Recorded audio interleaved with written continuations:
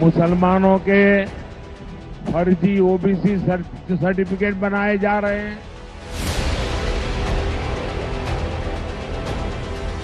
তাহলে যে দেবতা হয় তার তো রাজনীতি করার স্বভাব হয় না। हाँ, यूपी में भी करेंगे और ठीक से समीक्षा करेंगे। कोई ओबीसी का, एससी का, एसटी का हक मार खा जाए, ये नहीं होगा। हाँ सानी जी, हाँ, आपका मछली का कांटा लगा मोदी जी को।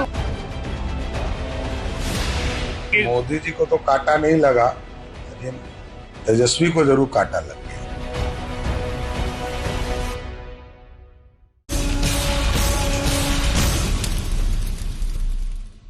चुनाव का बस अब फाइनल राउंड बचा है, काउंटडाउन शुरू हो गया है। कल प्रचार थम जाएगा। इससे पहले सभी दलों ने पूरी ताकत झोंक रखी है। हर उस मुद्दे को उछाला जा रहा है जो वोट जुटाने के लिए जरूरी है। इसमें सब पर भारी पड़ रहा है एम फैक्टर। एम यानी मुसलमान, एम यानी मंदिर, एम यानी मस्जिद और एम यानी मछली मटन और एम यानी मुजरा।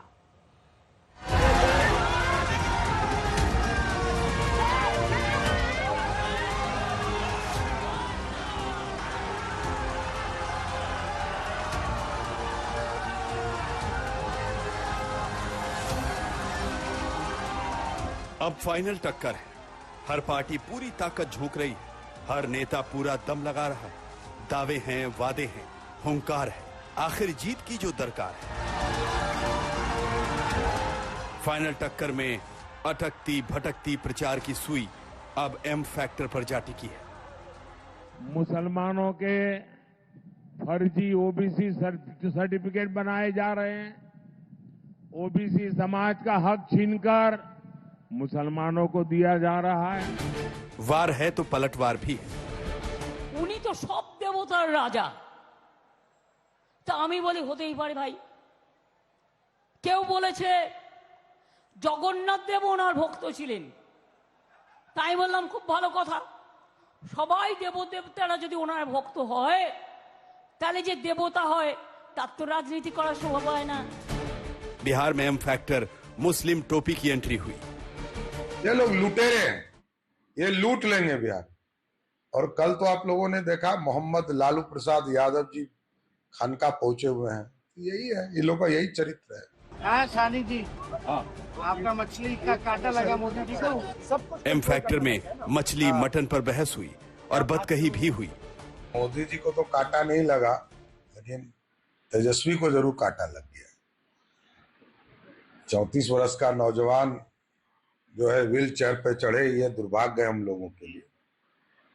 लेकिन आप सोचिए, ये लोग सनातन विरोधी हैं, राम विरोधी हैं।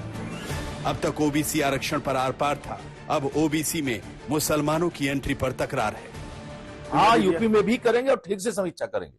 कोई ओबीसी का, एससी का, एसटी का हक मार खा जाए, ये नहीं होने देंगे। अगर ये इंडिया अलायंस को देख ले तो सिर्फ 7% अल्पसंख्यक समाज मुसलमानों को टिकट दे दिया गया और गाली मुझे दी जाती है। आखिरी दौर में 1 जून को 57 सीटों पर मतदान है। इस दौर में बंगाल, यूपी, बिहार और ओडिशा में वोटिंग है, जहां एम फैक्टर का हिसाब किताब मायने रखता है। आज तक ब्यूरो।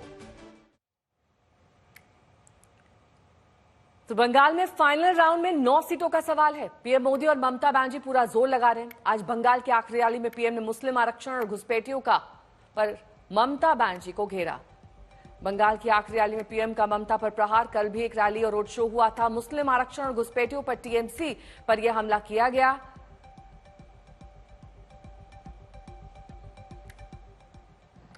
अब तो टीएमसी सरकार तुष्टीकरण के लिए देश के संविधान पर भी खुलकर हमला करने लगी है।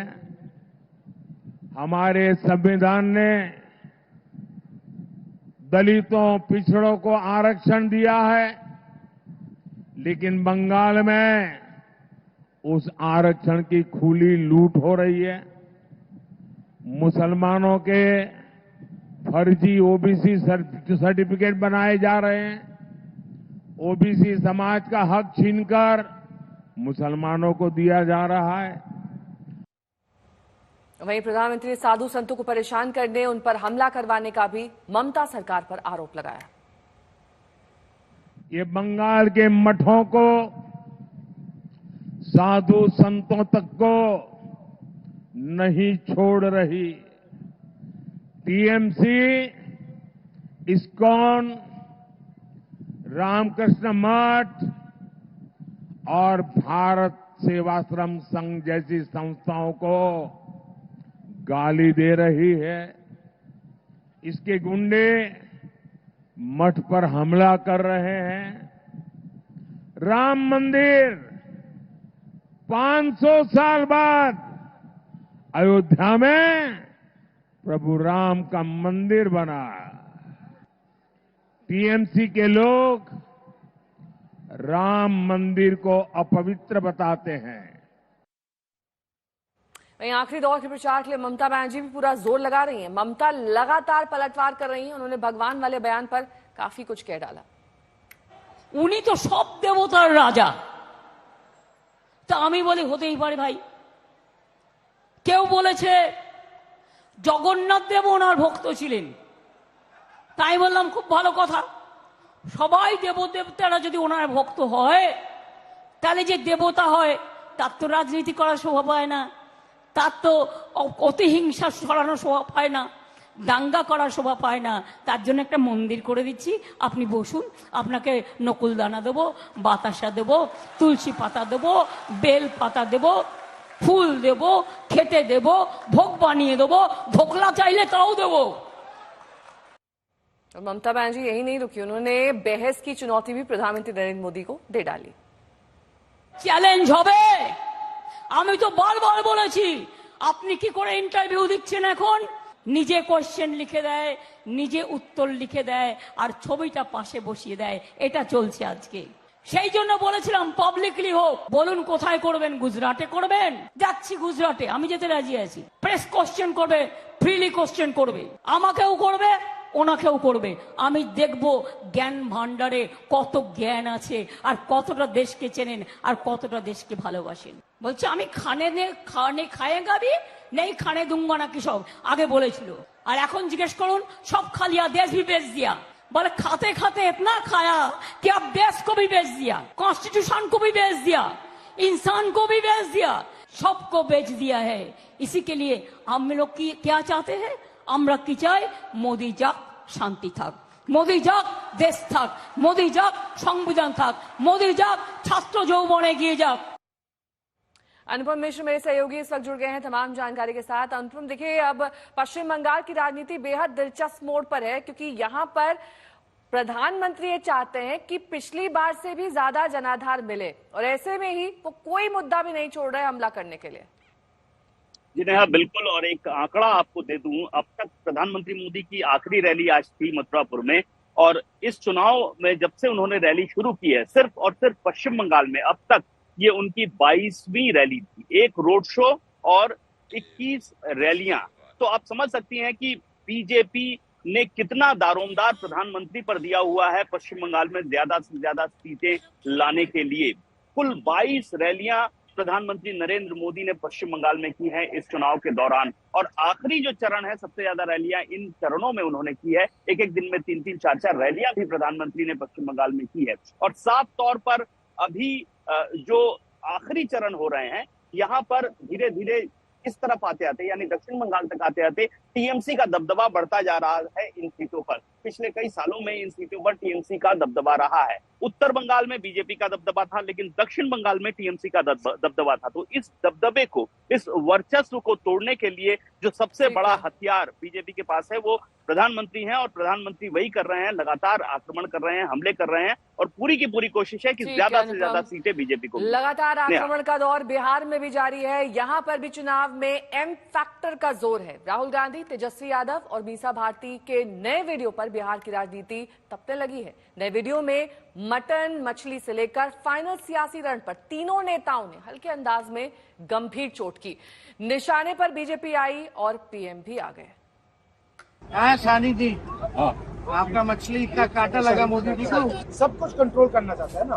हाँ, क्या खाते हो, क्या बोलते हो, क्या पीते हो, यही तो इनका सिस्टम यही बस यही बात कर रहे हैं। लेकिन इन्होंने 10 साल में जो काम किया उसका एक भी जिक्र नहीं करते हैं। तो बिहार के चुनाव में आपको क्या लग रहा है? शुरू से मैं कहता रहा हूँ चौंकाने वाला रिजल्ट आएगा। लोग काम देखना चाहते हैं। पिछली बार आए थे तो 3-4 जगह गए थे जहाँ शुगर मिल था। मिल के बारे में बात की, ना इधर चीनी की बात की, कुछ नहीं। तो पीपल समझ चुके हैं कि मोदी जी झूठ बहुत बोलते हैं, नॉन स्टॉप झूठ बोलते हैं, नेचुरली, बिल्कुल बिना झिझक के, कंफर्टेबली, और बिना सोचे समझे बोलते हैं। तो कुछ भी बोल सकते हैं। ये जो कह रहे हैं कि मैं भगवान का काम करता हूँ, ये नर्वसनेस है। इस बार तो मतलब बिहार आकर के वो मतलब कुछ भी नहीं कह रहे हैं। मतलब आखिर आप तीसरी बार मौका मांग रहे, तो आप अपना तीसरी बार के लिए आप विजन भी नहीं बता रहे कि आखिर आप क्या करना चाह रहे हैं। वो वादे भी नहीं रिपीट कर रहे जो उन्होंने 14 और 19 में किया था। एंड आपने देखा जाति जनगणना की जब मैंने बात उठाई तो फिर कहते हैं कोई जाति नहीं होती हिंदुस्तान में, बस 2 ही है। उससे पहले वो ओबीसी थे। इस बार बिहार आए तो वो नाम गिना रहे जातियों के। अच्छा, जातिवादी नहीं है तो आखिर मध्य प्रदेश के चीफ मिनिस्टर को फिर अलग से मनेर अलग। क्यों भेज रहे हैं? वहीं तेजस्वी की मछली का कांटा चुभने वाले बयान पर बिहार के डिप्टी सीएम सम्राट चौधरी ने बताया कि कांटा दरअसल किससे चुभा है। मोदी जी को तो कांटा नहीं लगा, लेकिन तेजस्वी को जरूर कांटा लग गया। 34 वर्ष का नौजवान जो है व्हील चेयर पे चढ़े, ये दुर्भाग्य है हम लोगों के लिए। लेकिन आप सोचिए, ये लोग सनातन विरोधी हैं, राम विरोधी हैं, भगवान विरोधी हैं, और ये लोग सावन के महीने में मटन खाने वाले लोग हैं। ये लोगों के पास कोई काम नहीं, ये लोग निकम्मे लोग हैं, ये लोग किसी काम के नहीं।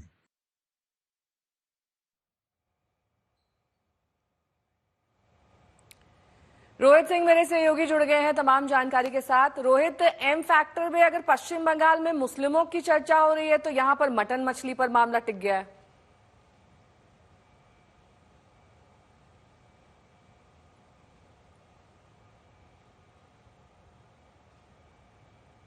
किस तरीके से आरोप लगे कि तेजस्वी यादव और मुकेश सहनी ने नवरात्र के पहले दिन ही मछली खाया, इस तरह के आरोप लगे। हालांकि दोनों ने इस बात को नकारा कि ऐसा नहीं हुआ था, उससे एक दिन पहले उन्होंने खाया था। फिर अब ये जो नया वीडियो आया है राहुल गांधी के साथ, जहां मटन पार्टी की बात चल रही है, अब इसको लेकर भी यहाँ जो जिक्र हो रहा है वो हो रहा है कि राहुल गांधी भी कह रहे हैं कि आपको हम लोग को पार्टी के लिए बुलाएंगे, मटन पार्टी के लिए, अब I am going to invite you. यानी कि इसको लेकर अब हमला बोला है बीजेपी और लोक जनशक्ति पार्टी ने, और साफ तौर पर बीजेपी कह रही है कि ये गैर सनातनी लोग हैं जो इस तरीके की बातें कर रहे हैं, मटन मछली की बातें कर रहे हैं, और उसको एक तरीके से उसका प्रदर्शन भी कर रहे हैं वीडियो बनाकर।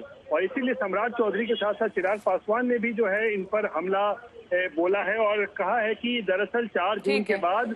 ठीक है, लौटूंगी मैं आपके पास, लेकिन इस बीच एम फैक्टर की जद में लालू यादव भी आए हैं। एक दिन पहले ही आरजेडी सुप्रीमो लालू यादव ने पटना में मुस्लिम धर्मगुरुओं से मुलाकात की और उन्होंने दावा किया कि 4 जून को इंडिया गठबंधन की सरकार बनना तय है।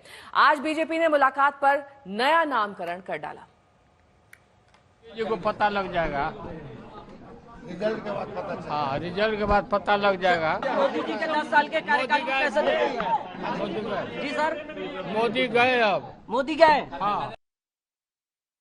चुनाव के वक्त लालू यादव का मुस्लिम टोपी पहनने पर बीजेपी ने खूब चुटकी ली है। प्रसाद जी की 2 पीढ़ी, लालू जी स्वयं और उनके परिवार के लोग बिहार को लूटने का काम किया। कभी चारा खाया, कभी जमीन के बदले नौकरी दिया। ये लोग लुटेरे हैं, ये लूट लेंगे बिहार। और कल तो आप लोगों ने देखा मोहम्मद लालू प्रसाद यादव जी खानका पहुंचे हुए हैं। यही है, ये लोगों का यही चरित्र है।